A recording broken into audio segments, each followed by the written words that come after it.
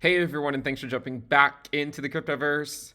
Today, we're going to talk about the Bitcoin dominance, both including stablecoins and excluding stablecoins, and just make some general market updates. If you guys like the content, make sure you subscribe to the channel, give the video a thumbs up, and also check out Into the Cryptoverse Premium at intothecryptoverse.com. Now, you guys know my stance on this. If you go back over the last several months, we talked about an inflection point on the Bitcoin dominance in September. You can see now we have seen a fairly sizable bounce off of the lows. I mean, it's still at 40.6%. Let me not get too far ahead of myself here. Still relatively low in the Bitcoin dominance. But what's interesting is that it more or less just bounced off the same level that it did in mid 2018.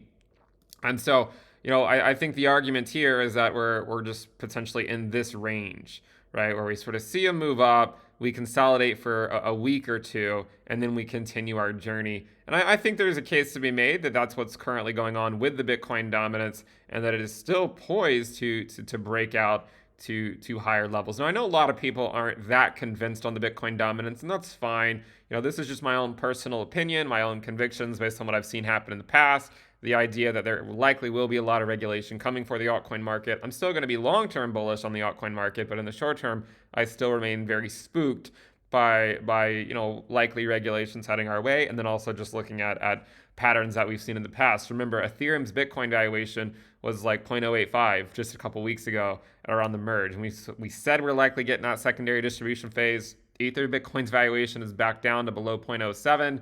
It's probably going to spend some time around these levels. Maybe it'll pop back above, maybe not. But I think you are slowly seeing the same thing play out.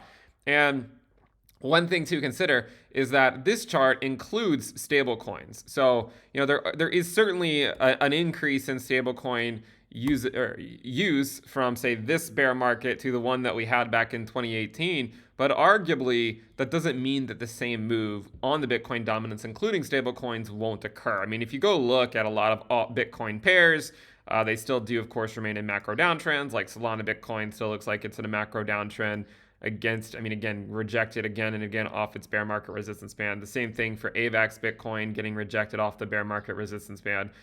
Some are holding up a little bit better than others. For instance, if you were to go look at ADA Bitcoin, it's still sitting just above it.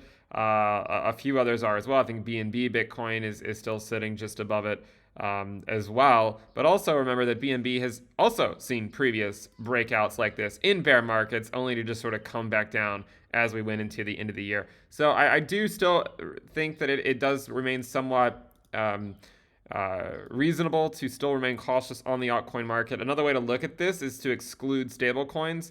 It's a very interesting chart. If I show you right here, so this is the Bitcoin dominance, this orange line, excluding stablecoins. If you calculate it like this, the dominance is already up above 46%.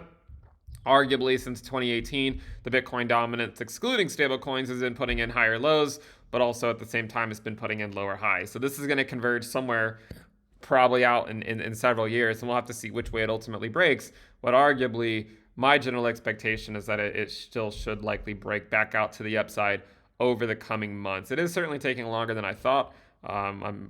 It's clear that's the case. But in terms of the dominance reaching an inflection point in September, it does seem like there is a case to be made that has in fact happened.